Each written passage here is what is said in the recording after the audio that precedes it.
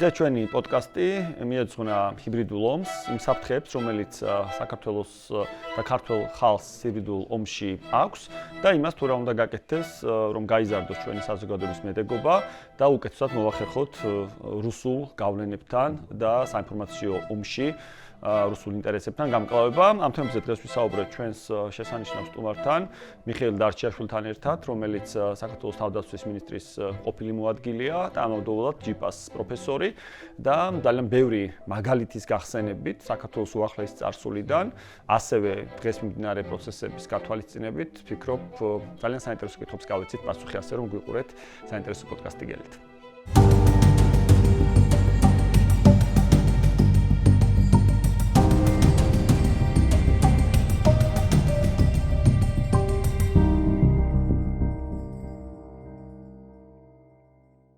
მოგესალმებით, ვიწყებთ თავისუფალი მაგიდის მომდევნო ეპიზოდის ჩაწერას. დღეს ვფიქრობ საქართველოსთვის ერთ-ერთ ყველაზე მნიშვნელოვან გამოწვევაზე, ჰიბრიდულ ომზე ვისაუბრებთ.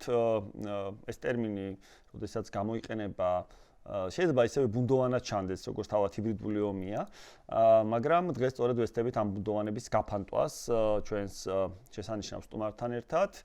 ჩვენი სტუმარი დღეს იქნება მიხეილ დარჩიაშვილი, ადამიანი, რომელიც წლების მანძილზე მუშაობდა აქტიურად საჯარო სექტორში, მათ შორის გახდათ საქართველოს თავდაცვის მინისტრის მოადგილე, დღეს ის არის ჯიპას პროფესორი და ამავდროულად ატლანტიკური საბჭოს გამგეობის თავმჯდომარე. მადლობა მინდა უთხრა მიხეილ სტუმრობისთვის. მიშა, ესე შეგვიძლია მეგონი ვისაუბროთ, რომ ჩვენს შედარებით არაფორმალურ გარემოს მოხდება და დარწმუნებული ვარ, დღეს ძალიან საინტერესო საუბარი გვექნება, იმიტომ რომ ახანაც აღნიშნე და მეც გავიმეორებ, რომ ჰიბრიდული ომის ერთ-ერთი ყველაზე რთული მხარე ის არის, რომ ის არის ნაკლებ ხილული ვიდრე კინეტიკური ომი, რომელიც ყოველთვის არის ცხადი და საზოგადოების მობილიზებაც, ჩადგომაც კალაპოტში რაღაც დარაზმა რაღაც წინამდე შედარებით იოლია. დღეს ტრადიციულად ღვინის თანხლებით მოგვიწევს საუბარი. ჩვენ ესე ტრადიცია გვაქვს, მიშა, რომ ყოველ ჯერზე მე და საბას, ეხა ესე გადავინაწილეთ ფუნქციები, საბას მისაყოლებლად ყველი მოაქვს ხოლმე და ყველში უფრო ვერ ყვევი ვიდრე ღვინოში და ამიტომ ეს იყო ესე, ეხა ნენელა ღვინოშიც კარგად ერკვევი. აი, დავიწევი მალე. კი.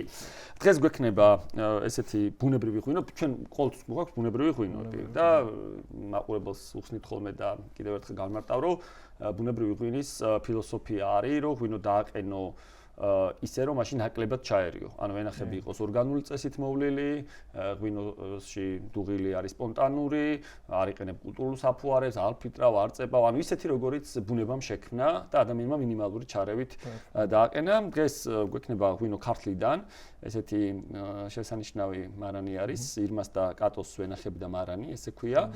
ორი ჯიში არის ერთდროულად წარმოდგენილი ამ ბოთში, ეს არის ჩინური და გორულა და არის აყენებული კლასიკურად. კლასიკურს როცა ვხმარობთ, საქართველოში უფრო გავრცელებულია ევროპულად, ილია ჭავჭავაძე იტყვა და ევროპიულად ღვინის დაყენება. ეს არის ჭაჭის და კლერტის გარეშე, ანუ თეთრი ყურძენი დაიწურა და მხოლოდ ბადაგმა დაიწყო დუღილი ყველაფრის გარეშე. მე მგონი საინტერესო ღვინო გველის და ყოველ ჯერზე ღვინოებს გვაწვდის ონლაინ მაღაზია, ბუნებრივი ღვინის ონლაინ მაღაზია 525 წერტილი ვაინი, სადაც ადამიანებს, ვინც განსაკუთრებულ ღვინოს ეძებენ და არა კონვენციურს, განსაკუთრებულ გემოების აღმოჩენა უნდათ, შეუძლიათ ღვინოები, ბუნებრივი ღვინოები ყველაზე სწრაფად, ყველაზე იაფად შეიძინონ საქართველოში, მთელი საქართველოს მასშტაბით.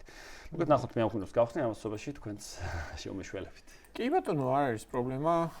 თან ჰიბრიდულ ომზე და ჰიბრიდულ საფრთხეებზე უნდა ვისაუბროთ. მე მგონია, რომ საქართველოსთვის განსაკუთრებით საინტერესოა ჩვენი კონტექსტის გათვალისწინებით ეს ჰიბრიდული საფრთხეები. აი, წინა კვირაში იყო ზუსტად ერთ-ერთი ყოფილი რუსი ჰაკერი, რომელიც ახლა უკრაინის სასარგებლოდ მუშაობს, ყვებოდა ჯერ კიდევ 2008 წლამდე, როცა განხორციელდა ეს სანამ ომი იქნებოდა, იქამდე იყო, ხო, ეს ჰაკერული თავდასხმები საქართველოს ინფრასტრუქტურაზე ხორციელდებოდა ეს. ხო და აი იმას ყვებოდა, როგორ იგეგმებოდა ეს ყველაფერი. თავდაპირველად როგორი სახე ჰქონდა ეს თაღლითობების ფორმა უფრო იყო და ევროპელებს ძალიან ჩვეულებრივად აკოტრებდნენ, ხო, ინდივიდუალურ მოქალაქეებს, შემდეგ შეიძლება ინფორმაციული ომის სახე და ასე შემდეგ. ჩვენთვის რა კი ეს ძალიან ხელშესახებია, მაგრამ თან არის ფარული, არახილული და მოქალაქეები შეიძლება ვერც აღიქვამდნენ, რა ხელა ომში ვართ რეალურად ყოველდღიურად. თქვენგან მოვისმენდით დიდი სიამოვნებით, რა არის საერთოდ ეს ჰიბრიდული ომი, საიდან მოვიდა ეს ტერმინები, რა არის ყველაზე მარტივი ახსნა ჩვეულებრივ ენაზე და ასე შემდეგ. გისმენთ თქვენ.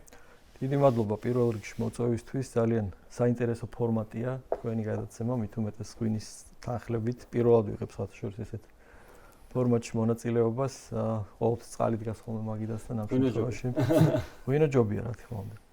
ხო, ჰიბრიდული ომი, რა თქმა უნდა, არის ძალიან აქტუალური თემა, არა მხოლოდ საქართველოსთვის, ზოგადად მთელი დემოკრატიული საზოგადოებისთვის და ტრადიციულად, როდესაც ჰიბრიდულ ომზე მიდის საუბარი, ყველა მიდიან ისტორიულ რაკურსში და ხას უსვამენ, რომ ეს რაღაც ახალი არ არის, იმიტომ რომ ჰიბრიდული ომის ელემენტები ისტორიულად გვხვდება პრაქტიკულად ყველა ქვეყნის დაპირისპირების არეალში, სხვადასხვა ფორმით.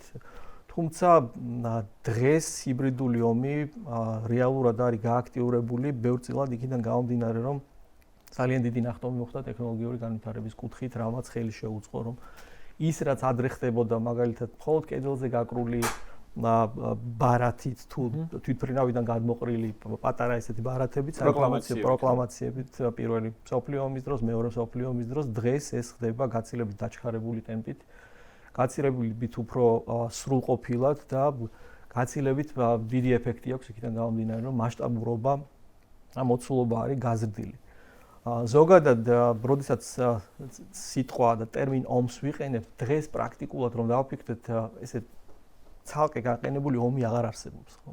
ეს არის ჰიბრიდული ომი, იმიტომ რომ არავინ არ ბრძოლობს დღეს მხოლოდ კონვენციური მეთოდებით. ომი თუ კლოზების დავესესხებით, რა თქმა უნდა, ყველამ ვიცით, ეს არის პოლიტიკის გაგრძელება, სახელმწიფო თუ ვერ აღწევს რაღაც კონკრეტული დიპლომატიური ჩართულობით, ეკონომიკური ძალის ხმევით, თუ თუნდაც პოზიტივის შეთავაზებით მეორე მხარისთვის, რომ მან ასევე პოზიტივით უპასუხოს, უკვე იწყებს სხვა სტრატეგიული ნაბიჯების გადადგმას და ეს ტრადიციულად ვიცოდით, რომ ეს იყო ომი კონვენციური მეთოდებით. თქვენ ახსენეთ კინეტიკური ომი და ეს ქვეცნობიერად რატომაც ადამიანს წარმოუდგენია, როცა საუბრობთ ომზე, ეს არის აუცილებლად უნდა იყოს ქვეითი ძალა, უნდა იყოს თვითმფრინავების აბრძოლო ხომალდები, ბომბები უნდა ცვიოდეს, ჰაერსაწინააღმდეგო სისტემები მუშაობდეს. თუმცა დღეს რეალურად ომი გადაიქცა მრავალწახნაგოვან სტრატეგიად, რომელშიც გამოიყენება ძალიან ბევრი ელემენტი. ძალიან ბევრი ელემენტი დაწყებული დეзинფორმაციისა და პროპაგანდის გავრცელებით, გაგრძელებული კიბერშეტევებით, ეკონომიკური აგრესიის გამოხატულობით, საბოტაჟით, კი ბატონო, დივერსიული ქმედებებით, ასევე რა თქმა უნდა ენერგეტიკული მექანიზმები, ენერგეტიკული მატარებლები გამოიყენება ამის ძალიან აქტიურად და ამის ჩვენ თავზე გამოვცადეთ ეს.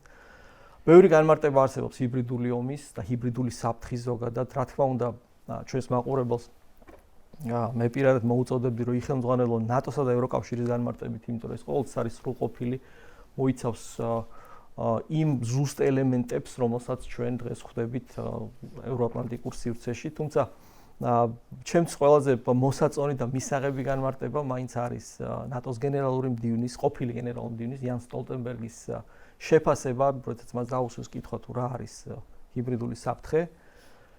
მან ორ სიტყვაში ახსნა ის, რასაც ძალიან ბევრი ექსპერტი თუ ძალიან ბევრი მკვლევარი გვერდებს უთმობს. ეს არის ყველაფერი ტვიტებიდან ტანკებამდე. აი ეს ნაწილი შუაში რაც შეიძლება მოხდეს, ეს ყველაფერი არის ჰიბრიდული ომი და დღეს საქართველოს რა თქმა უნდა იმყოფება ომში. რა თქმა უნდა ჩვენ ვიმყოფებით ჰიბრიდულ ომში, რომელსაც ბევრი ამჩნევს, ბევრი ვერ ამჩნევს. რატომაც როგორც თავიდანვე ვთქვით, მხოლოდ წარმოუდგენია რომ ომი არის კონვენციური მეთოდებით, თუმცა კონვენციური მეთოდების მიღმა ძალიან ბევრი რამ ხდება, რაც აზიანებს ჩვენ ქვეყანას, აზიანებს ჩვენს ევროატლანტიკურ მისწრაფებებს, აზიანებს ჩვენს დემოკრატიულობას და რა თქმა უნდა ამ ჰიბრიდული ომის მთავარი წყარო არის რუსეთის ფედერაცია, რომელსაც აქვს გაცხადებული მიზნები და ამაზე შეგვიძლია ვისაუბროთ თუ რა მიზანს ემსახურება რუსეთის აი ეს პოლიტიკის გაგრძელება ჰიბრიდული ომი. ამდენად აქ რომ შევაჯამო, როდესაც საუბრობთ ომზე დღევანდელ მოცემულობაში ყველა არსებული ელემენტის გათვალისწინებით, ჩემ სტუდენტებსაც ამას მოუწოდებ, ყოველთვის ხმარობ სიტყვას ჰიბრიდულ ომს, იმიტომ რომ მარტო ომი აღარ არის. აი ერთი ჩაკითხვა მაინც ჩვენ რა კი მაინც იურისტების პოდკასტი უფრო გვაქვს ხოლმე. აი ამ ჰიბრიდულ სხვა მექანიზმებში, რომელიც მეშვეობითაც ხდება, ალბათ გავლენების განხორციელება, ხო, სხვა სახელმწიფოზე რაც ჩამოთვალეთ. მოიაზრება თუ არა ასევე დემოკრატიული ინსტიტუტების, აი ან არჩევნებზე რაღაცა ზეგავლენის მოხდენა, მათში ჩარევა და ასე შემდეგ. აი შეიძლება თუ არა რომ ამ დემოკრატიული ინსტიტუტების ეროზია განხორციელდეს ზუსტად უცხო ქვეყნის ჩარევების მეშვეობით და ზუსტად ეს იყოს მთავარი მიზანი.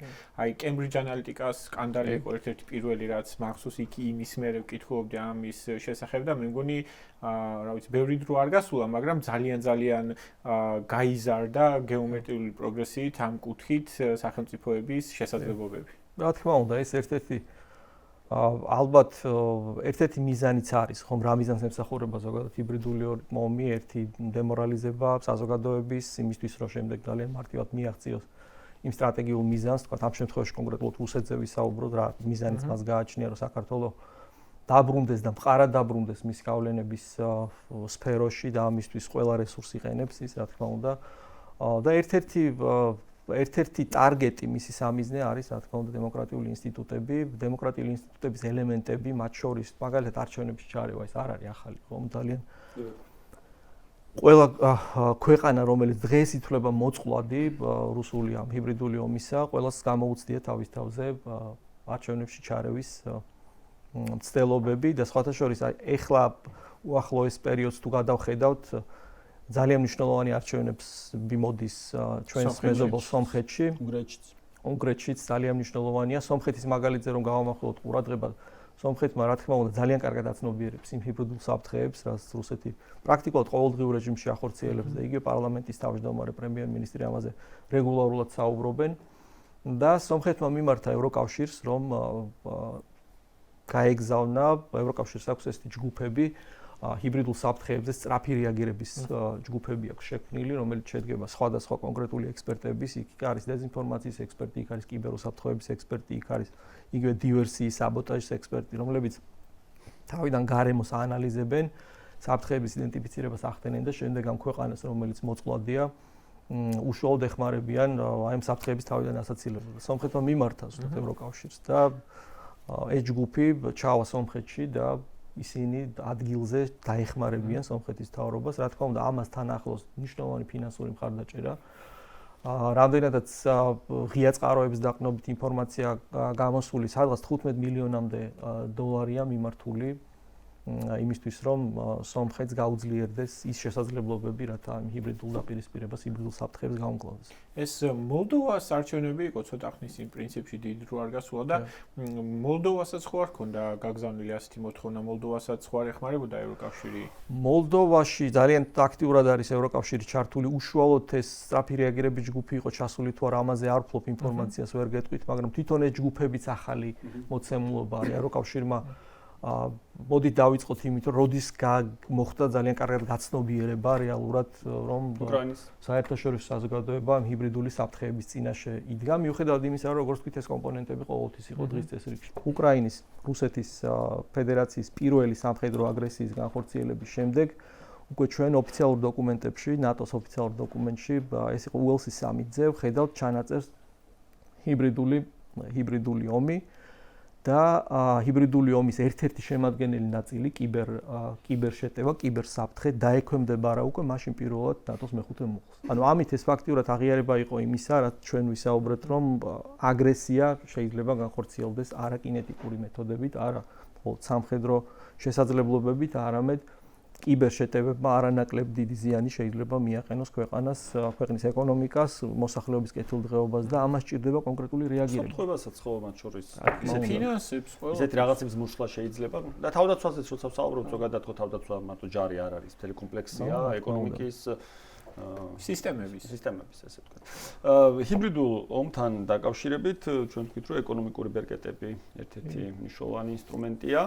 და საქართველოს წინაშეც ეს რუსეთს არაერთხელ გამოუყენებია. სიმბოლურია, რომ ეს ერთ-ერთი პირველი ქართულ ღვინოს შეეხო გვახსოვს ღვინის ემბარგო, რომელმაც ასევე მეორე მხრივ დაანახა სახელმწიფოს, რომ მან უნდა იზრუნოს უფრო სტაბილური ბაზრების ძიებაზე, რომ სხვა სახელმწიფოების მხრიდან ეკონომიკაზე გავლენის მოხდენა იმიზნებით რომ აიძულოს ხელისუფლებები რაღაც გააკეთონ პოლიტიკური მოტივებით, თავიდან იქნეს აცილებული და ამან მათ შორის განაპირობა ის რომ თუ კი შენ ახალ ბაზრებს ეძებ ხარისხიანი ღვინის მოყვარულ ბაზრებს, შენი ღვინის ხარისხი გაზრდილიყო და სიმბოლურია რომ ესე ვთქვათ, ქართული ღვინის ხარისხის დაც ამას დაემთხვა, ამიტომ მოდი დავიწყოთ თან ჩვენი ღვინის გასინჯვითაც. კი ბატონო.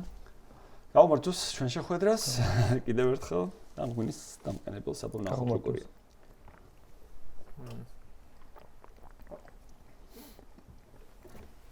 საკმაოდ ფანტასტიკური. ჩავიანია. გორულა ქვია ხო ამ ჯიშს? გორულა და ჩინო. ვაშლის არომატები წამოიღო და არ ვიცი. ხო, შეიძლება. ეკონომიკურ ბერკეტს რა თქმა უნდა ყოველთვის ვიძახით რომ საქართველოს იყო ტესტ კეისიც არა ერთ-ერთი პირველი ვინც საქართველოს და ესტონეთი ხო? ესტონეთში ძალიან აგრესიული კიბერშეტევები ხორციელდებოდა და შემდეგ როდესაც რუსებმა 2008-ში უკვე მნიშვნელოვანი კიბერშეტევები განახორციელეს კონვენციურ სამხედრო შეტევასთან ერთად ესტონელები გვეხმარებოდნენ რომ ეს შედეგების აღმოფხვრა მოგვეხდინა ეფექტიანად და ესტონელებს ამ კუთხით ჰქონდათ მიღებული გამოცდილება რომ მანამდე რუსები ზუსტად იგივე მეთოდებით უტევდნენ მათ სერვერებს. ხო ჩვენ გავხდით პირველი ესეთი ტარგეტი რუსული ჰიბრიდული ომის განსაკუთრებით ეს იყო ენერგეტიკული მექანიზმი, ენერგეტიკული ზეწოლა, ყველას გვახსოვს 2006 წლის იანვარი, როდესაც მთავარი გასადენი აფეთქდა ორი მონაკვეთი, ძალიან მნიშვნელოვანი და თან ამას დაემთხვა ის, რომ გასაკვირად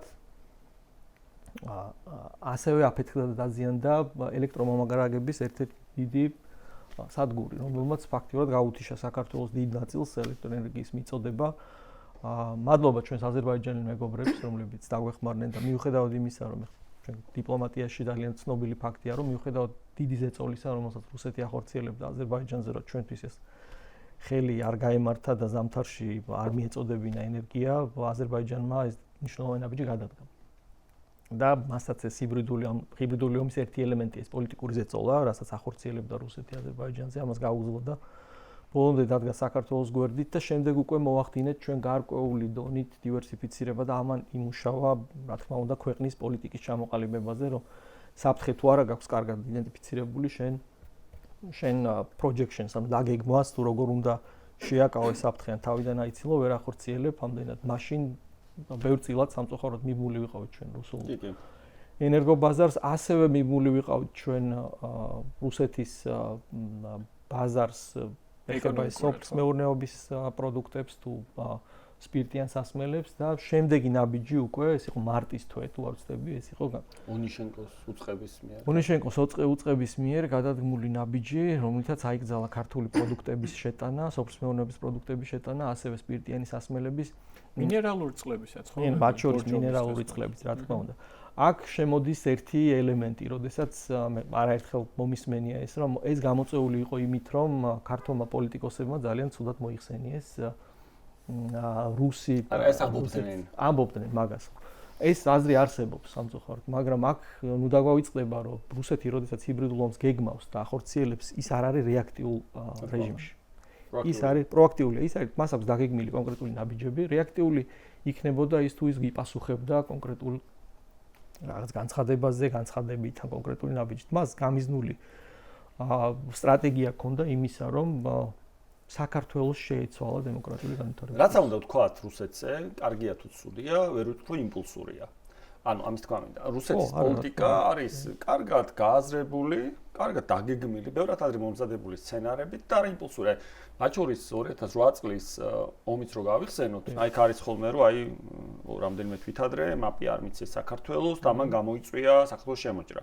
ოღონდ ის რომ საქართველოში პოტენციურად შემოჭრა უნდა მომხდარიყო, თავად პუტინის ცნობილი ინტერვიუ არსებობს, რომელიც 2 წლით ადრე მისცა დავალება, რომ ამისთვის მზადყოფილი იყვნენ. და ჯარების კონცენტრაცია დაიწყო 2007 წლის ბოლოს და შემოსულები იყვნენ 2008 წლის თებერვლიდან. ეს ყველაფერი თან წერია იმ ცნობილ ტალიავილის რეპორტში, რომელსაც არავინ არ კითხულობს თავიდან ბოლომდე. ტაიმლაინი ეს ჯარების მომზადებაც და შენს მახლობლად ცნების ჩატარება, იარაღის გამოცდა და ასე შემდგომ ესეც ჰიბრიდული ომის ნაწილია. ხო, ანუ მე ხმოდი ესე რომ ბროცხადი გავხადოთ, რაზე ვსაუბრობთ, არსებობს სხვადასხვა ომის სცენარები, მოდი ესე დავარქვათ, ხო? ომის თეატრები, მოდი ესე უფრო სწორი იქნება ალბათ თქვა და ამ ომის თეატრებში კინეტიკური დაპირისპირება არის მხოლოდ ერთი.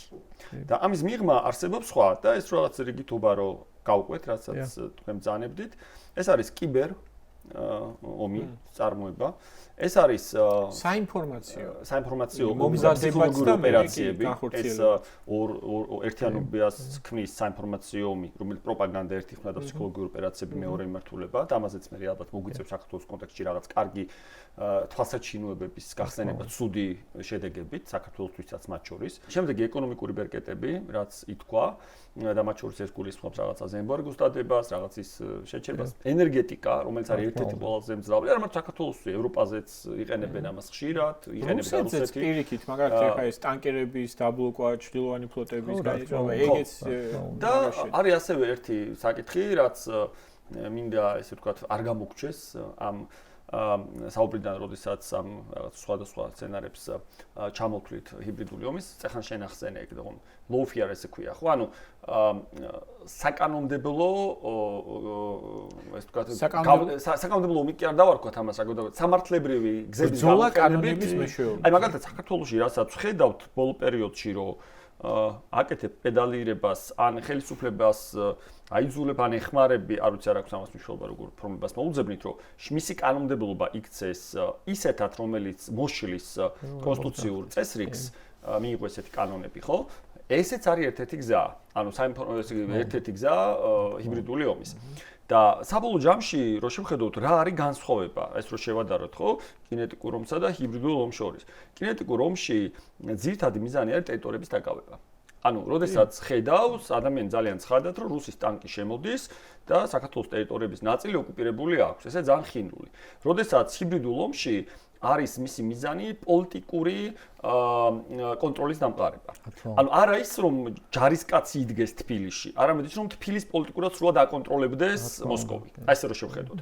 და ეს რატომაც ბოლო პერიოდში ძალიან აქტიურია რუსეთთან მე აბსოლუტურად ვიზიარებ მოსაზრებას რომ ბევრ ამის აკტესტავენ და მე სხვაგან იყენებენ და ამას უკრაინის კონტექსტში შეგვიძლია კარგად ავხსნათ ალბათ. ეს არის ბევრად იაფი. ანუ რაც უჯდება, რავით 10 რაკეტის გასროლა უკრაინის წინააღმდეგ, ამის ფასად 1 წელი ჰიბრიდულ ომს აქტიურად აწარმოებს საქართველოში უკეთეს შედეგები და რაც თავარია, მისი შედეგები განსაკუთრებით საინფორმაციო ომზე თუ საუბრობთ, არ არის მოკლევადიანი, თავად ომიც ხანგრძლივია.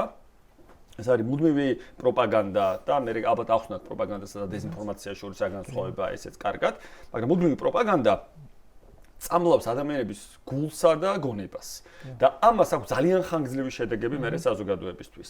და ეგ იაფად აკეთებს ამ ყველაფერს. აი ხარჯით ეფექტი არა, efficient უფრო არის რა. შეიძლება იაფი არ იყოს, მაგრამ ხო, უფრო დიდი შედეგები მოაქვს და მესამე რაღაცას დავამატებდი, რომ მაგ შემთხვევაში პასუხისმგებლობის დაკისრება იმ კონკრეტულ სახელმწიფოზე არის ძნელი. რა შუაში არის რუსეთი თუ მაგალითად საქართველოში ან სხვა ქვეყანაში მთავრობა იგებს რაღაცა კანონს, ან რა შუაში არის თუ განათლების რეფორმას, დეფორმას თვითონ ახორციელებენ, ხო? მათი accountability პასუხისმგებლობა საჩანს, ისინი რა შუაში არიან, ანუ ეს პასუხისმგებლობის არიდებაც ძალიან მარტივად გამოდის, რაც კონვენციურ ომში შეიძლება რთული იყოს მიუხედავად იმისა, რომ რუსეთმა და ეს მწვანე კაცუნების და რაღაცა ეს შვებულებაში მყოფი მებრძოლების მეშვეობით, ხო? ანუ ბევრად უფრო მძიმეა ჰიბრიდული ომის შედეგები, ვიდრე შეიძლება იყოს კონვენციურის გარდა იმ შემთხვევაში, თუ მართლა გენოციდი ხდება და უბრალოდ წყვეტს ერი არსებობას. ნუ არის ერთი კიდე საინტერესო ამბავი, თუკი ჩვენ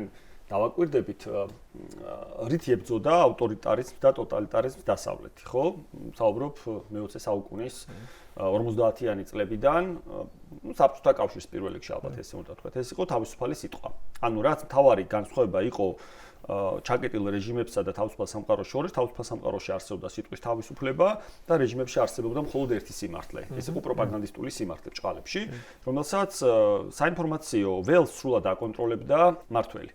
ხო, საბჭოთა კავშირში, აი ბაბუაჩემ აიცოდა თქმა, რომ ამბავს უყვებოდა მართალიაო, საიდან იციო, გაზეთში ეწერაო. ანუ გაზეთი კომუნისტში თუ ეწერა, სიმართლე იყო. ეგ იყო აღქმა საზოგადოების და შენ აკონტროლებ ერთი ნამდვილი ამბავი გაქვს ქვეყანაში. როცა დემოკრატიულ ქვეყნებში შეიძლება ყოფილიყო ორი განსხვავებული შეფასება ფაქტის, ადამიანს ორივე უნდა მოესმინა, ცოტა ანალიტიკურადაც აზროვნება შეძლებოდა და ეპოვა თავად სიმართლე. თავად დარწმუნებულიყო, რომელი უფრო სარწმუნოდ გამოიყურება. თანამედროვე ავტორიტარულმა რეჟიმებმა შეუბრუნეს დასავლეთს სიტყვის თავისუფლება, როგორც ინსტრუმენტი და თქვეს, რომ თუ კი სიტყვის თავისუფლებაა, ეგ ხო გულისხმობს იმასაც, რომ ტყუილით შეიძლება ითქვას და ამისთვის თქვენ არ ჭით ადამიანებს. ამიტომ ჩვენ ეხლა ავდგებით და ძალიან ბევრ ტყუილს მოუყვებით საზოგადოებას. ანუ თუ კი დასავლურ ცივილიზაციაში ტყუილი არ იყო დასჯადი, იმიტომ რომ ადამიანებს ქონოდათ შენარჩუნებული სიტყვის თავისუფლება, ავტორიტარულმა და ტოტალიტარულმა რეჟიმებმა ტყუილი აქცია მათ ხელში იარაღად, დასავლეთის და თან თუ კი შენ ამბობ, რომ მე Russia Today-ს შევზღუდავ, იმიტომ რომ Russia Today ტყუილებს მიზანმიმართულად ავწელებს.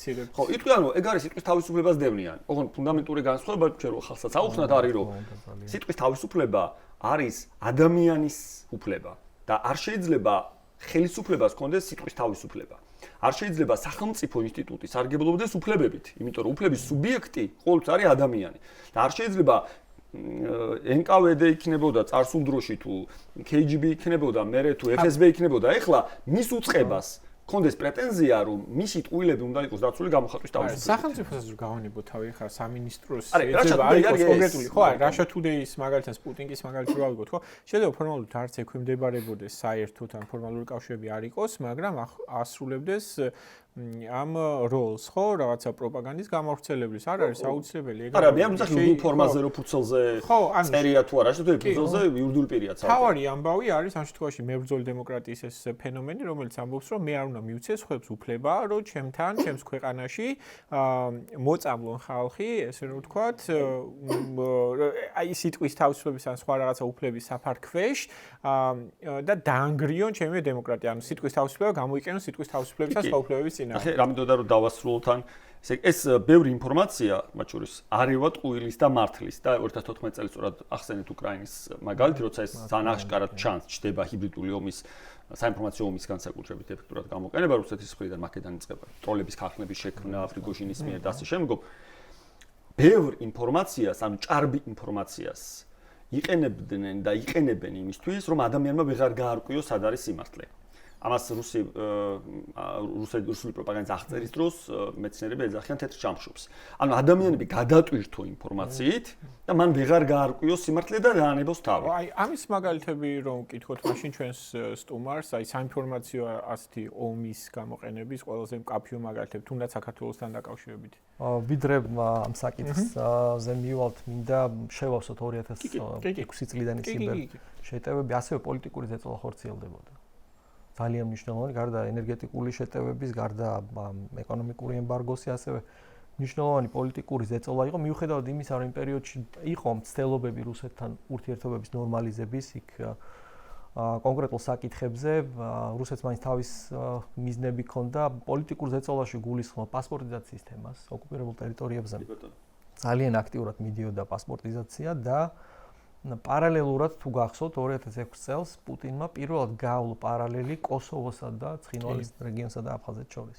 ესეც რა თქმა უნდა გამიზნული კლასიკური ჰიბრიდული ომის ერთ-ერთი ელემენტია, რომელიც ლოგიკურად, რომელიც მიზნად ისახავდა საქართველოს ხელისუფლებაზე პოლიტიკური ზეწოლის განხორციელებას, რათა ჩვენ შეგვეცვალა ჩვენი კურსი. ძალიან სწორად აღნიშნეთ, რომ დემოკრატიული ინსტიტუტებია რუსეთის ჰიბრიდული ომის ერთ-ერთი მთავარი სამიზნე და აქ გიორგიმ ძალიან სწორად აღნიშნა, რუსეთი მხოლოდ ტერიტორიული ექსპანსიით არ არის დაკავებული. თუ ჩავიხედავთ მის დოქტრინებში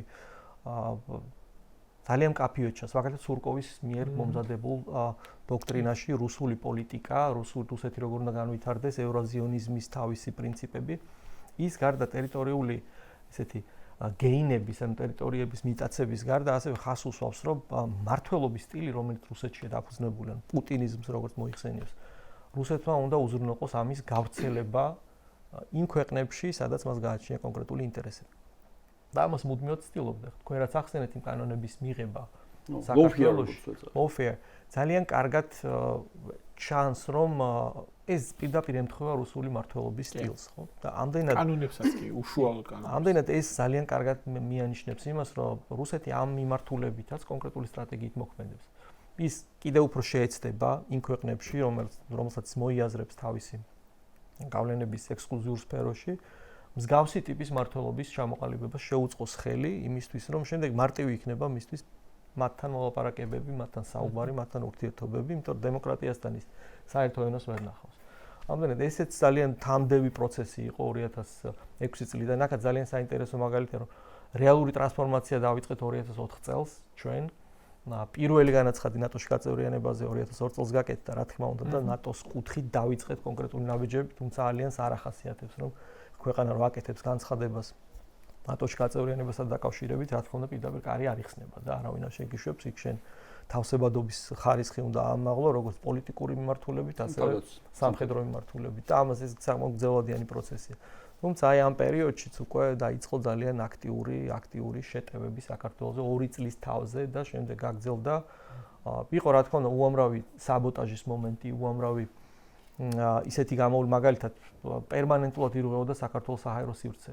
ალბათ მაყურებელს ახსოვს წითელუბანის ინციდენტი, ბომბები ჩამოყარეს და იგივე რაც თქვენ აღნიშნეთ, ამის ატრიბუცია, ანუ მიკუთვნილობა, კი ეხა ის იყო ხილვადი იყო, ჩვენ ამას ვადასტურებდით, ჩვენ მივდიოდით. ქართული დიპლომატია მუშაობდა ძალიან აგრესიულად ამ კუთხით, ჩვენ პარტნიორებთან მუდმივი აუთრიჩი ჰქონდა და იმის დარწმუნება, რომ რუსეთი ემზადება ამის კონკრეტული ნაბიჯები იყო. პარალელურად დასავლეთის რეაქციას ტესტავდა რუსეთი.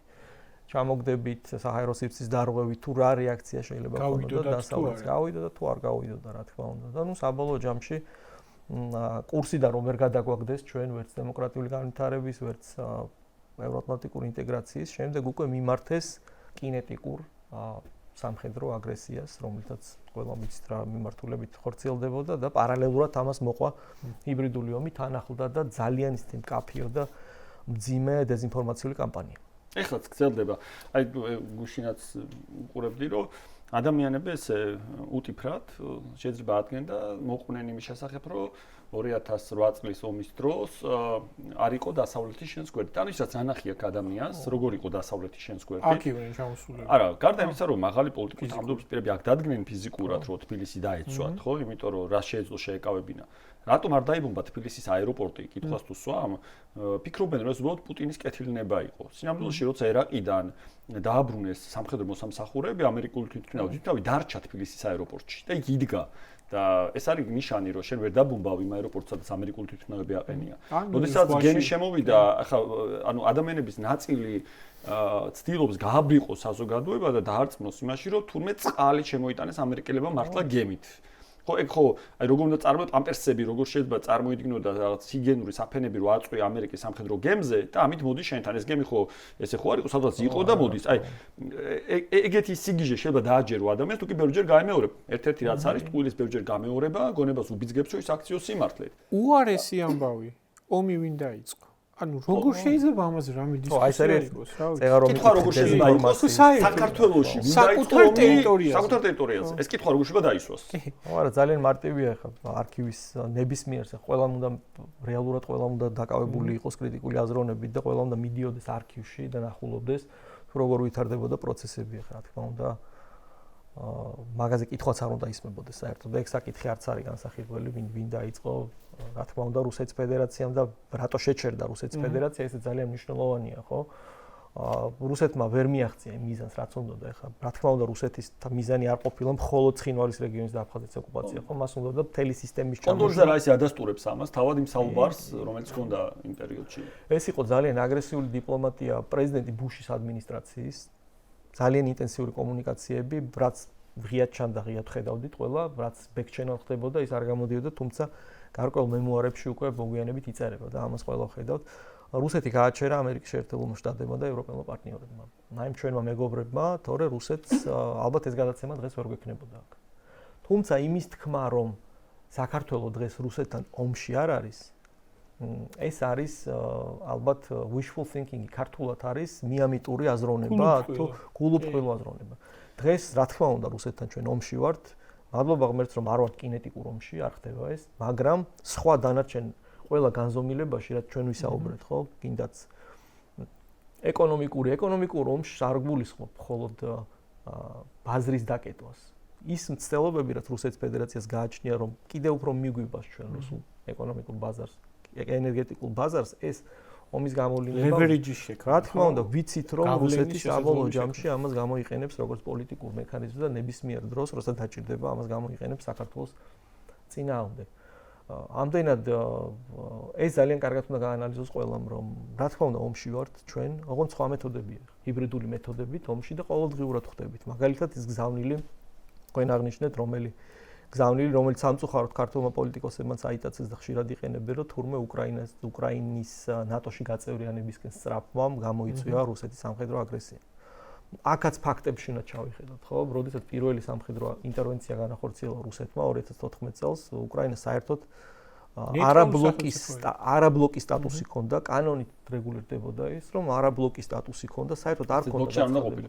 მათ შორის ნატოში, რა თქმა უნდა, ძალიან მკაფიოდ იყო ჩაწერილი. ამდენად ეს არ იყო მთავარი მიზეზი თუ რატო შეიჭრა რუსეთი უკრაინაში. მთავარი მიზეზი იყო ის პროცესები, იანუკოვიჩის მოშორება ხელისუფლებიდან, რომელიც ბლოკავდა ქვეყნის ევროინტეგრაციის პროცესს, ევრო და არა ნატოში. ესე რო ვთქვა, ხო? ფაქტი და მთელი ეს მაიდინის ამბავი იწყება, იმიტომ რომ ხელს არ აწერს იანუკოვიჩი ევროკავშირთან ასოციების ხელშეკრულებას. ხო.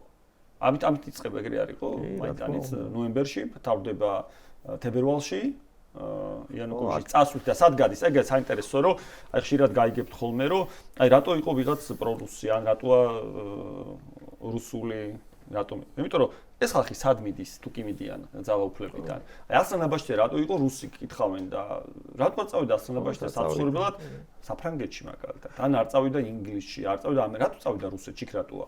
ან ასადი რატომ წავიდა? ასადი რატომ წავიდა რუსეთში? ან რატო წავიდა იანუკოვიჩი რუსეთში? და ავიცი ეგ ხო აჩვენებს სინამდვილეში ვინ იყო მის უკან, ვისთან არის უსაფრთხოდ. ერთი რაღაც დავიწყება მაინც არ გამოვა რა.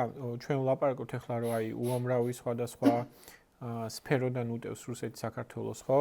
ეს კანონები იქნება ეკონომიკური მიმართვა ასე შემდეგ, მაგრამ აი ტრადიციულ ომს რაც ახასიათებს, ასევე წეგანაც ვისაუბრეთ, ხო? ტერიტორიების მიმატება და ასე შემდეგ. ეგეც ხდება, ანუ ეგეც არსად არ წასულა ბორდერიზაცია იქნება რაჭის, ზემო რაჭის სოფლებში, ან თუნდაც შიდა ქართლის სოფლებში, ანუ გოჯ იქნება თუ მეტრობით, ანუ აკლდება ჩვენს კონტროლს. მაგრამ ხომ ცოტა ესეთ როლს ვითამაშებ, აი ჩვეულებრივი ადამიანებისგან ძალიან ხშირად გაიგებთ, რომ თავზე ბომბები არ გვაცვივა, ხო? აი ესეთ რაღაც არის, რაც ისმის და ნუ თან ეს ობიექტურად ესია და კარგია, სიმართლე რომ ვთქვათ, ესეც გიჟი უნდა იყოს ვინმე ამ ქვეყანაში, რომ ისურვოს რომ რაიმენერად საქართველოს ვინმესთან და მათ შორის რუსეთთან იმყოფებოდეს კინეტიკურ ომში პირიქით. ჩვენი მთელი არსი და აზრი ყველა საქმის, რასაც პოლიტიკოსები აკეთებენ, ან მომავალში გააკეთებენ, ან საზოგადოება უნდა უზრუნავდეთ, არის რომ ესეთი საფრთხეები თავიდან აიცილო. ხო? ამაზე ვლაპარაკობთ. ოღონდ ჩვენ მეორე მხრივ, ეხლა როცა ვამბობთ რომ ომში ვართ, აი ეს ამას საზოგადოების ნაწილი არ გაიზიარებს ამ ხედვას, იმიტომ რომ როგორც თქვი, ჰიბრიდული ომის მთელი ძალა იმაშია, რომ ის არის არახილვათი. ამიტომ ჩვენ რაც უნდა აქ ვისაუბროთ და ასე ვთქვათ, ხალხს უხსნათ, რომ აი ეს ჰიბრიდულ ომში ვართ, ვიღაცებს არ ჯერათ. იმიტომ მათ არ შეუძლიათ ამის დანახვა. მე მგონი ეგ კითხვა უნდა დაისვა სხვანაირად. ანუ ის კი არა რომ ჩვენ ვართ ომში თუ არა. არამედ შეიძლება ტრადიციულ ომში არ ვართ, მაგრამ გვაქვს თუ არა ჩვენ ახლა მშვიდობა. ვართ თუ არა მშვიდობაში. მშვიდობა, იცით რა, ვერ ვართ მშვიდობაში, იქიდან გამომდინარე რომ ხდება ჩვენი აქტიური დესუვერენიზაციის პროცესი. ანუ ქვეყნის სუვერენიტეტის დაკარგვის პროცესი, ყველა იმ გამოვლინებით, რასაც ვხედავთ, ერთი ფაქტი, ანუ ხილვადი, რაც გიორგიმ თქვა. ავიღოთ 2024 წლის წინასაარჩევნო პერიოდი. საქართველოში იმყოფებოდა ესეთი რუსი ოპერატივი მალკევიჩი. ადამიანი ნებისმიერ მაყურებელს შეუძლია შევიდეს ამერიკის შეერთებული შტატების მთავრობის ვებგვერდზე და ნახავს იქ რომ ალკევიჩი იძებნება ამერიკელების მიერ და ნებისმიერი ინფორმაციის თვის ჯილდო არის 10 მილიონი დოლარი. ეს ადამიანი იყო ბრალდებული რუსეთში, უბრალოდ ამერიკაში არჩევნებში ჩარევის ცდილობაში, ევროკავშირის დასანქციის კონვენციას და ევროკავშირს ყავს დასანქცირებული. ეს ადამიანი ჩამოვიდა საქართველოში არჩევნების წინა პერიოდში, მას მიეცა აკრედიტაცია, ოფიციალური როგორც ჟურნალისტის აკრედიტაცია. და ის იმყოფებოდა ქვეყანაში. რას აკეთებდა, ალბათ ყველას წარმოგვიდგენია, რას აკეთებდა, თუმცა მან გადაიღო ფოტო, რომელიც გამოაქვეყნა სპეციალურად, გამოაქვეყნა საჯარო სივრცეში, შემდეგ პირველი სიუჟეტი ამაზე ჰქონდა ჩვენ ძალიან კარგ სამოქალაქო სექტორის ორგანიზაციას IDFI-ს, რომელმაც ეს თემა გამოაშკარავა. ესეც ერთ-ერთი ფსიქოლოგიური ოპერაციის ნაწილია, რომლითაც ეს ხილვადობა ძალიან მაღალ დონეზე წამოწია. გავრილოვის თემა. გავრილოვის თემა. ვიზიტი და სიმბოლურად იმ სავარძელში ჩაჯდომა, რეაქცია, რომელიც საზოგადოებიდან ჰქონდა, გატესტვა ამ რეაქციის რა იქნებოდა, ძალიან ძაფრის, მაგრამ ნენელა შეგუება რაღაცების, რომ აი ხო გავრილოვი არ ჩამოვა, მე ჩამოვა პოზნერი თვალის. მე ჩამოვა. სხვათა შორის ეხა წინა წელს აქციები რო იყო ყველაზე ბრუტალურ პერიოდში, მაგ დროს იყო ჩვენთან ასევე რუსეთის ეს პოლიციის ერთ-ერთი მაღალჩინოსანი სამინისტროს ოფიციალური თანამდებობის პირი ჩამოსული აქ, ქართულ პატრულებთან გადაიღო ფოტო და დადო მე აქედან წასვლის შემდეგ და თქვა რომ აი ქართველი კოლეგები გადასერა თუ უმკლავდებიან სიტუაციას თავს და ყველაფერი იქნება კარგათო და ეს კარგად ყოფნა ნიშნავდა საქართველოს მოქალაქეების წამებას, ფურთხებას, ცემას და დასახიჩვებას. მოდი ესე რომ გავყვეთ ახლა ნახე, ცოტა სტრუქტურიზებაც რომ მივცეთ ამ კარგ ფაქტებს, რომელსაც ვიხსენებ და რაღაც ავაწყოთ ქრონოლოგიურად და დავახარისხოთ შინაარსების მიხედვით, ხო? ესე იგი, პირველი ჩვენ შეგვიძლია ვთქვათ, რომ კარგია თავად ის ფაქტი და სწორია ის ფაქტი, რომ ქვეყანაში კინეტიკური ომი ამ წუთას არ გვემუქრება ეს არსებითად და ეს უნდა იყოს და ამაზე ყველავთან ვხვდებით, რომ უნდა იყოს ყოველთვის ყველა ხელისუფლების თავარი მამოძრავებელი, იმიტომ რომ არ შეიძლება რომელიმე ხელისუფლება იყოს დაინტერესებული, მით უმეტეს რუსეთთან ომით, ხო? ეგ წარმოუდგენელი ამბავი. მეორე არის, რომ ამის პარალელურად, როცა ეს საფრთხე თავიდან უნდა იქნეს აცილებული, უნდა ავიცილოთ მეორე საფრთხე. ეს არის საზოგადოებრივი აზრის რუსეთის სასარგებლოდ გარდაქმნის და დემოკრატიული ინსტიტუტების მოშლის საფრთხე. ეგ რას გულისხმობს, ხო? ერთი რომ ადამიანები უფრო და უფრო მეტად გახადოს რუსულმა პროპაგანდამ და დეზინფორმაციამ ანტიდასავლური, რასაც ცდილობს, ვარი ათქმევინოს საკუთარ კონსტიტუციურ არჩევანზე და შემოგდებული ცრუ დილემებით საზოგადოებას არჩევინოს ან ადამიანების შიშებზე მანიპულირებით საზოგადოებას არჩევინოს დაპყრობის ნაცვლად რბილი დამორჩილებით არჩევინოს მისი არანათელი ბნელი მომავალი, ესე რომ ვთქვათ, ამის აიძულოს და მესამე ისე მოშალოს დემოკრატიული სისტემა და რაც გულისხმობს დემოკრატიულ სისტემაში, ხო? ქვეყანაში აღარ ტარდებოდეს სამართლიანი არჩევნები და ეს იყოს კონფლიქტის მუდმივი წყარო საზოგადოებაში. სასამართლო არ იყოს დამოუკიდებელი და ადამიანი გრძნობდეს თავს მაქსიმალურად დაუცველად. კორუფცია და ნეპოტიზმი და კორუფცია არ სწორებს ერთ-ერთი ბერკეტი ჰიბრიდული ომის. მოახდინო კორუპირება, ან კორუფციაში ჩართვა ყველა მაღალჩინოსნის, ყველა პოლიტიკოსის, არ აქვს უშუალოდ ოპოზიციურია თუ სახელმწიფოა და როცა ესენი ყველა გასწრილია და ყველა რაღაცით დაკავებულია, მე მოახერხო მათით მანიპულირება და მართვა. ამგენს ამ ყველაფერს რასაც ახლა ვთვლით, ხედავთ ყოველდღიურად საქართველოს ოღონდ ამას ვერ აღიქვამს საზოგადოების რაღაც ნაწილი, როგორც ომის ნაწილს, როგორც საფრთხის ნაწილს, როგორც ჰიბრიდული ომის ნაწილს. აი ესე რომ ვთქვათ, ალბათ მიშა გააგზელებს ამაზე ეს უკეთესად საუბარს. მე რაც წამიკითხავს და მინახავს ნატოს სტრატკომს ფაზებათაც აქვს დაყოფილი ჰიბრიდული ომის საკითხები, ხო? რაც პირველი ფაზა არის მომზადების ფაზა, როდესაც საზოგადოებაში გარკვეული იდეების შემზადება ხდება. მეორე ფაზა არის მათ შორის კორუფციის ხელშეწყობის ფაზა, დემოკრატიული ინსტიტუტებზე მოშლის ფაზა, ესე ვთქვათ, თავისი ეკონომიკური ბერკეტების მათ შორის გამოყენება შეიძლება იყოს და ბოლო ნაწილი არის საზოგადოების პოლარიზაციის წარმოქმნა და მისი ნერვული სისტემის მოშლა და შემდგომ პოლიტიკური კონტროლის მოპოვება. ანუ როცა ხალხს ერთმანეთს გადაკიდებ ქვეყანაში, გახლიჩავდა ერთმანეთს გადაკიდებ, ამის მაყურებელი საზოგადოების ნაწილი ცდილობს და უმრავლესობა ცდილობს გამოერიდოს ამ პროცესს საერთოდ, თქვას რომ მე აღარ მინდა ამათ გავეკარო არავის ვინც ჩხუბობს, ამით გახდეს აპათიური, ანუ აღარ ანონიმიური, ანუ აღარ უნდა მონაწილეობა არანაირ პოლიტიკურ პროცესში და ეს არის ნოყიერი ნიადაგი, პოლიტიკური კონტროლი დაამყარო უკვე სისტემას. აი ამათგან ესე თუ შევხედავთ, სად ვართ? რა ეტაპზე ვართ საქართველოს? ან რამე ხო არ გამორჩა კიდე ამ ჩამოყალიბებაში? არა, რა თქმა უნდა, ეს სრულყოფილი აღწერა ზუსტად იმ პროცესის, რაც ხდება, ერთ-ერთი მთავარი მიზანი, რისი მიღწევაც უნდა რუსეთს და ზოგადად ჰიბრიდული საფრთხით, რისიც ცდილობს, რომ მიაღწევს გარდა იმ თავის სტრატეგიულ მიზანს როგორ მიაღწევს, ხო ამოცანა არის ერთ-ერთი, რომ ზუსტად გახლიჩოს საზოგადოება. გამოიწვიოს საზოგადოების პოლარიზება. მოდით შემოვიტანოთ ტერმინი მედეგობა. ჰიბრიდულ საფრთხეს და ჰიბრიდულ ომს ქვეყნები უპირისპირდებიან მედეგობის მაღალი დონით. Resilience. რა იწვევს მედეგობას? მედეგობას იწვევს ზუსტად საზოგადოების შეთანხმება კონკრეტულ სტრატეგიულ მიზნებზე.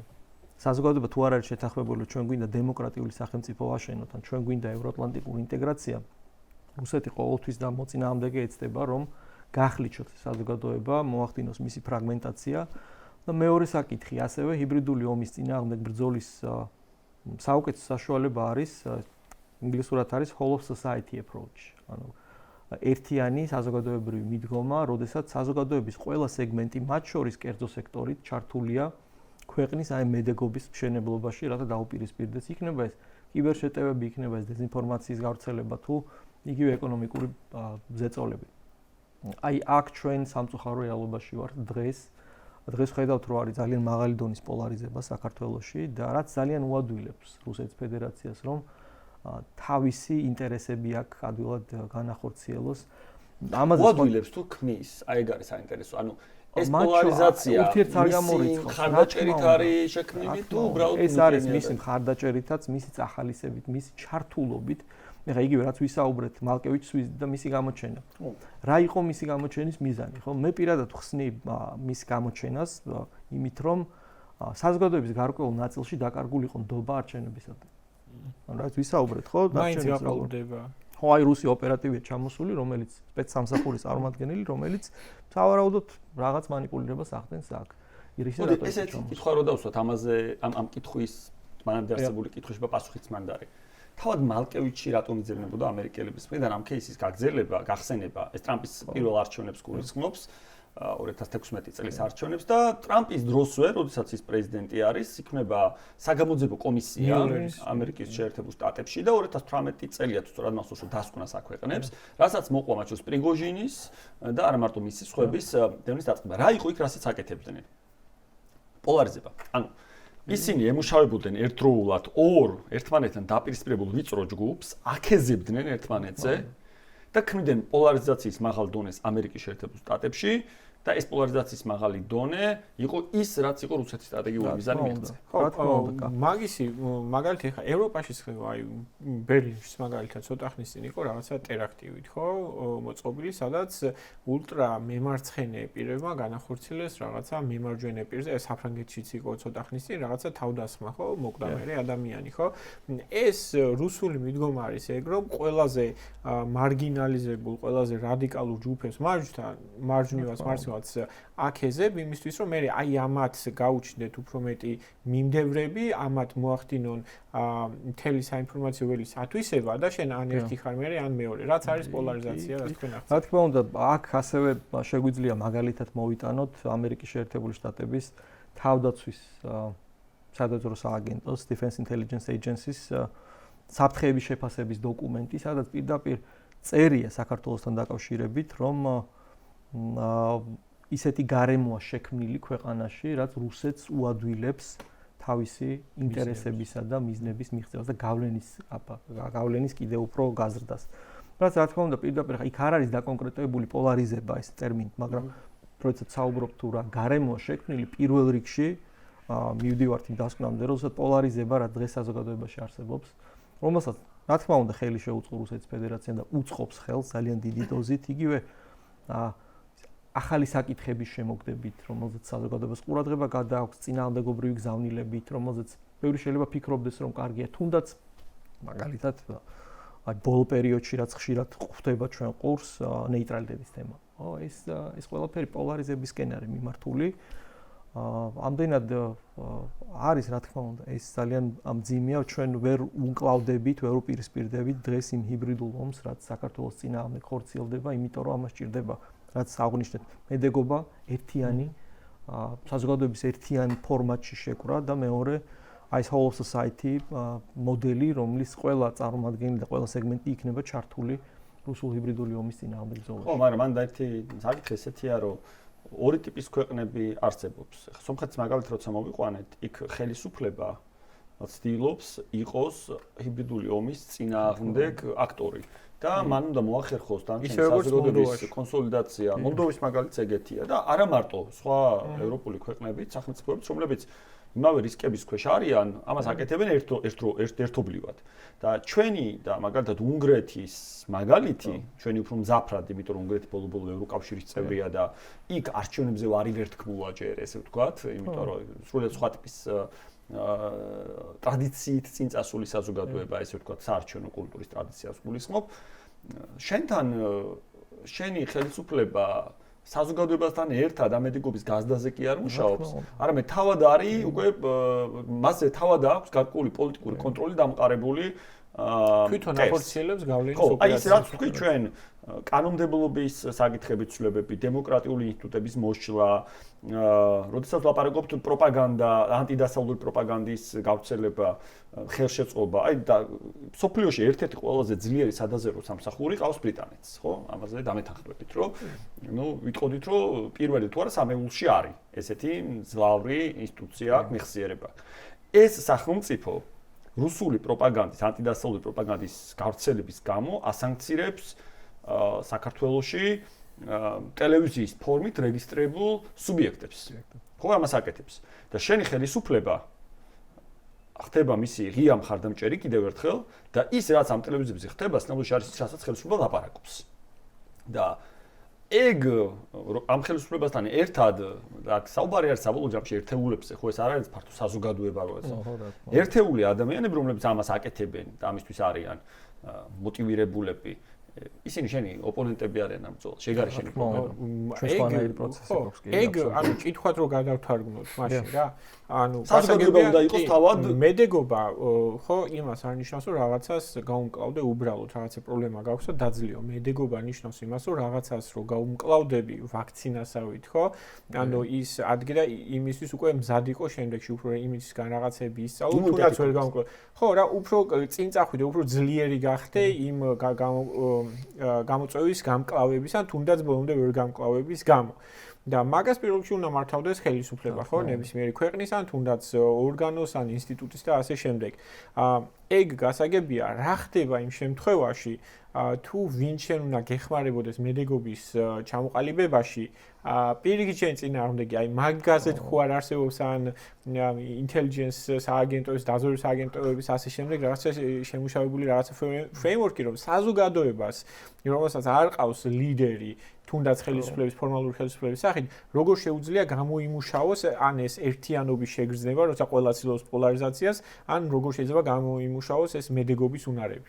ხო, ძალიან და ისეთი კითხვაა, რომელიც ჩვენს რეალობას ძალიან ასახავს. სამწუხაროდ, პირველ რიგში, რა თქმა უნდა, ვინ უნდა იყოს წამყვანი ძალა ჰიბრიდულ საფრთხეების წინააღმდეგ, ვინ უნდა აკავებდეს, ვინ უნდა ქმნიდეს შესაბამის შესაძლებლობებს და თავიდან იცილებს, რა თქმა უნდა, ეს არის პირველ რიგში თავრობის გასაკეთებელი. საიდან ხდება იმ საჭირო აუცილებელი შესაძლებლობების დადგენა, რა თქმა უნდა, პირველ რიგში საფრთხეების იდენტიფიცირებიდან.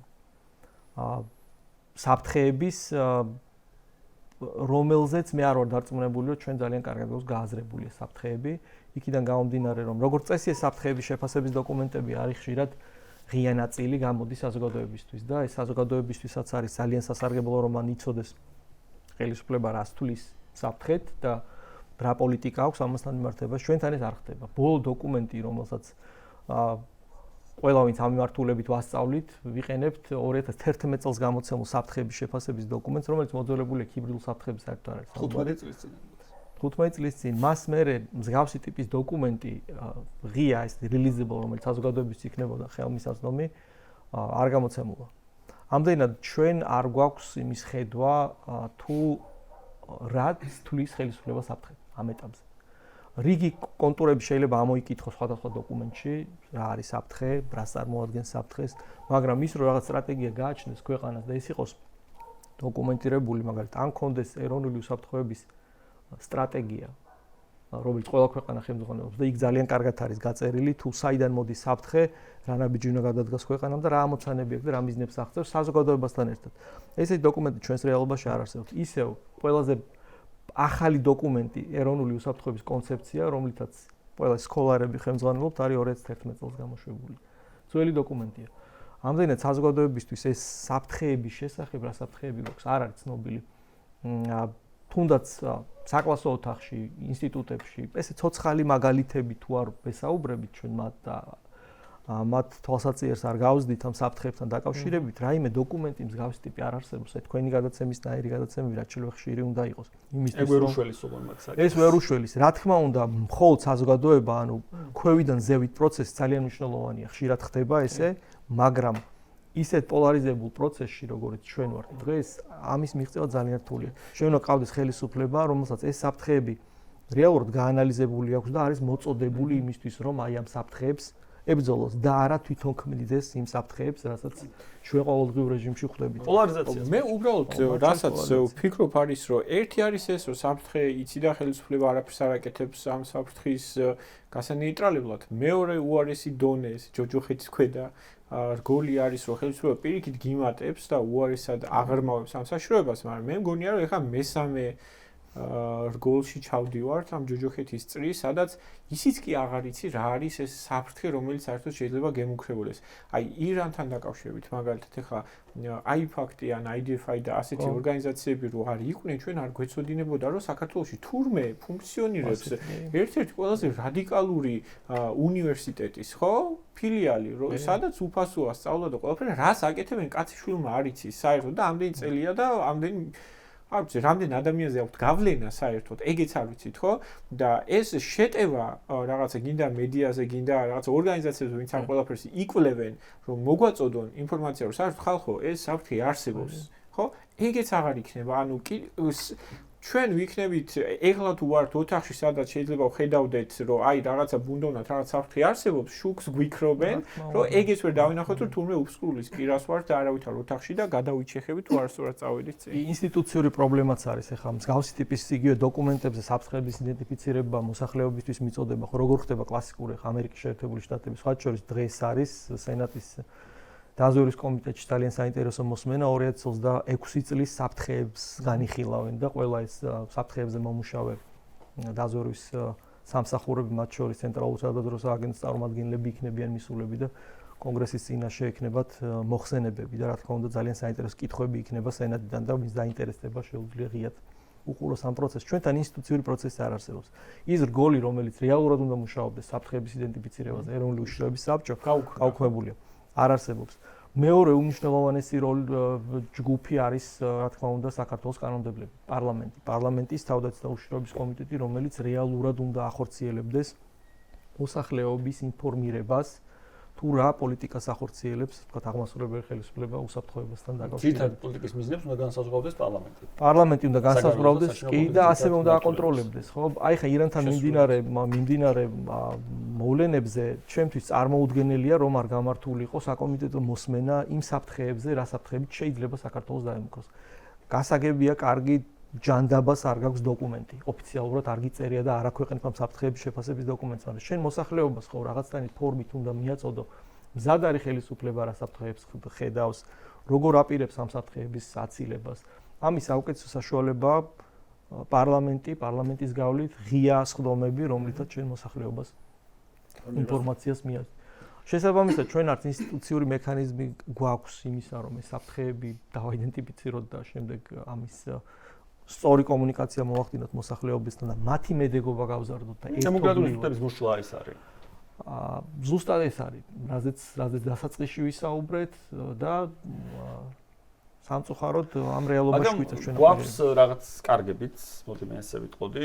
პირველი ეს არის, რომ მე ესე ხელჩაქნეული ვერ ვიქნებოდი, იმიტომ თავარ სტრატეგიულ მიზნებს, რომელიც შეიძლება საინფორმაციო ომში რუსებს გააჩნდეთ, ჯერ კიდევ ვერ აღწევენ. მაგალითად, ვერ მიიღწა დღემდე ის, რომ საზოგადოების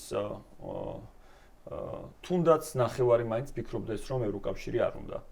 ჩვენს ქვეყანაში ყველა გამოკითხვით, ყველა კვლევით, რაც ბოლო პერიოდამდე ჩატარებულა, მოსახლეობის აბსოლუტური უმრავლესობა, ეს არის 75 და მეტი პროცენტი, მხარს უჭერს ქვეყნის ევროინტეგრაციის პროცესს. მიუხედავად იმისა, რომ გარკვეულ შიშებს უნერგავს საზოგადოებას, რუსეთიან ხელისუფლება აშინებს რაღაცებით და საკუთარი ხალხის შეშინება არასდროს არ შეიძლება შედიოდეს ხელისუფლების კეთილი ყოფილი ხელისუფლების მიზნებში, მაგრამ ნუ ესეც ვიცით, რომ ყველა საზოგადოებაში არსებობს მოსახლეობის 30%, რომელშიც თუ ამ შიშებს წარმოშობ, ისინი აღარ ამოიღებენ ყველას დემოკრატიის გაუარესებაზე. და იტყვიან, რომ ეხლა ეს საფრთხეები იმდენად რეალურია, რომ რჩევნია დემოკრატია არ იყოს ქვეყანაში, ოღონდ ამ საფრთხეებს ავწვდე.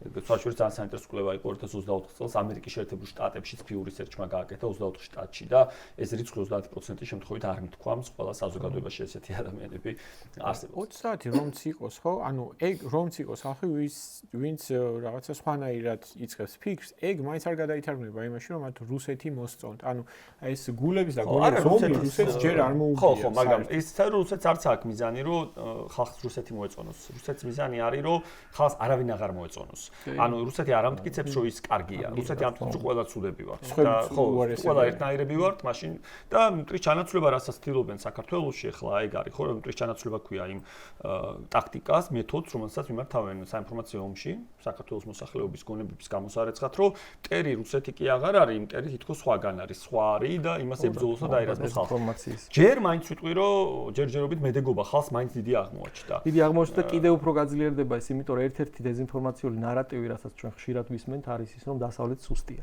ანუ ევროკავშირი სუსტია. არა, როგორ არის სუსტი? ხო, როგორ არის სუსტი? ხო, დღევანდელ დინამიკას თუ შევხედავთ ჩვენ, აი მაგალითად ლიეტუვას მაგალითია ძალიან თვალსაჩინო. 2014 წელს, როდესაც პირველი შეტევა განხორციელდა უკრაინას სამხედრო აგრესია, ლიეტუვას თავდაცვის ბიუჯეტი იყო დაახლოებით 460 მილიონი ამერიკული დოლარი. დღეს ლიეტუვას თავდაცვის ბიუჯეტი არის 3 მილიარდი ნახევარი ამერიკული დოლარი. ანუ სახელმწიფომ დაინახა საფრთხე, მიუხედავად იმისა, რომ მას მეხუთე მუხლის კოლ გაიცავს, მიუხედავად ამისა, ერთის მხრივ მან დაადასტურა, რომ არ არის free rider-ი, ანუ საერთაშორისო ურთიერთობებში ძალიან კარგად მიღებული ტერმინია, რომ სხვის ხარჯზე არ იღებს უსაფრთხოებას და მან ეს ეტაპობრივად გაზარდა თავდაცვის ბიუჯეტი. ახლა 10 წლის შემდეგ ესეთი ნახტომი თავდაცვის ბიუჯეტში არ არის მარტივი. მარტო ლიეტუვაც არ არის. იდეაში ტრამპის პოლიტიკა რაც იყო, ეხლა მოგწონს არ მოგწონს ტრამპი და მოწონს არ მოწონს ვიღაცას ტრამპის სხვა ამბავია, მაგრამ მისმა პოლიტიკამ გამოიწვია ევროპის გამოფხიზლებაც და ზრუნვის დაწყება იმაზე, რომ ევროპა უფრო თავდაჯერებული იყოს თავდაცვის საკითხებში. ბიუჯეტების ზრდა ბევრ სახელმწიფოში, გადაიარაღების პროცესი, სამხედრო წარმოების გაძლიერება და რაც ყველაზე მთავარია, მე მჯერა არ თუ ისე შორს, მაგრამ უკრაინაში რუსეთის ომის დასრულდება და ამ პროცესიდან ყველაზე გაძლიერებული საბოლოო ჯამში გამოვა ევროკავშირი. თავისი 500 მილიონიანი ყველაზე მდიდარი მოქალაქეებით და ბაზრით, რომელსაც ეყოლება ძალიან კარგი მომავალი წევრი უკრაინის სახით, რომელსაც ექნება უდიდესი გამოცდილება თავდაცვის საკითხებში და სამხედრო წარმოებით, რომელიც ექნება ევროკავშირს. მე ეს მჯერა, რომ ესე იქნება და ამის გვერდით კიდე ამერიკის შეერთებული შტატები, თავად ძლიერი უძლიერესი სახელმწიფო, რომელიც იყო დაინტერესებული და იყო ჩვენი ქვეყნის სტრატეგიული პარტნიორი, ეხლა აღარ არის სტრატეგიული პარტნიორი და რატომ ამაზე პასუხისმგებელი ცალსახად სწორედ ის პოლიტიკა, რაზეც საუბრობდით, მაგრამ ეს სტრატეგიული პარტნიორობა მჯერა, რომ საქართველოში დაბრუნდება. და ჩვენ ნენელა გიორგი, ერთს დავამატებ, არა ეს არ იყო მხოლოდ პრეზიდენტ ტრამპის ძალისხმევა, ეს იყო გამოწეული იმით, რომ ევროპელებმა გააცნობიერეს საფრთხეები. 2014 წლის შემდეგ განსაკუთრებული აქცენტი ნატომ გააკეთა ერთი სადაზვერვო ინფორმაციის მოპოვებაზე და მან ბიუჯეტი გაზარდა ძალიან ამ კუთხით, ასევე ახალი ინსტიტუციები შექმნა და მეორე ამ ინფორმაციის ანალიზი და თითოეულ წევრ სახელმწიფოში ამ ანალიზის გავრცელება. ამდენად ერთი რომ საფრთხეების აღქმა გაიზარდა, იყო პერიოდი, როცა რუსეთს არ თვლიდნენ. თუნდაც 2008 წლამდე, როცა ჩვენ ვაფრთხილებდით, რომ რუსეთი აპირებს სამხედრო ინტერვენციას. ეს ტერმინი დამკვიდრდა You're crying wolf. ანუ თითქოს აი მგელი მოდისო, საქართველოსთან მიმართებაში ესეც შეფასება ქონდა. 14-ის შემდეგ ეს დაინახეს ძალიან მკაფიოდ ამას დაჭირდა დრო, რა თქმა უნდა, და სრულიად გეთანხმებით, რომ ძალიან მალე ჩვენ მივიღებთ უკვე ვიღებთ იმ ციფრებით, ეს ლიეტუვა მხოლოდ ერთი მაგალითი იყო, თორე აქ ძალიან ბევრ მაგალითს მოვიყვანთ ქვეყნების თუ როგორ ზრდიან თავდაცვის ბიუჯეტს და იმ 5%-იან ნიშნულობას, რომელიც ახალი ნიშნულია, ეს 2%-დან 5%-ზე ნიშნულოვანი ნახტომი, ისინი დებენ თავდაცვის მიმართულებით. თავდაცვის ბიუჯეტის გაზრდა ყოველთვის არაპოპულარულია ნებისმიერ ქვეყანაში, იმიტომ რომ გაცილებით ურჩევიათ ხელისუფლებას წაიღონ სოციალურ პაკეტში და ხმები, პირდაპირ და ხმები მოიზიდონ უფრო მეტი, თუმცა ევროპელი სახელმწიფოები ძალიან აქტიურ ძალისხმევას ეწევიან ასევე მოქალაქეების ცნობიერების ამაღლების თვალსაზრისით, რაც შემდგომში მათ უადვილებთ, რომ თავდაცვის ბიუჯეტი იყოს იმხელა, რაც დღეს აქვს და კიდევ უფრო მზარდი ტენდენციით გამოირჩევს. ძალიან კარგია ჩემთვის ის მაგალითად, რომ აი ეს ცნობიერების ამაღლების საკითხები მუშაობს და პოლონეთში იქნება გერმანიაში თუ სხვაგან სადაც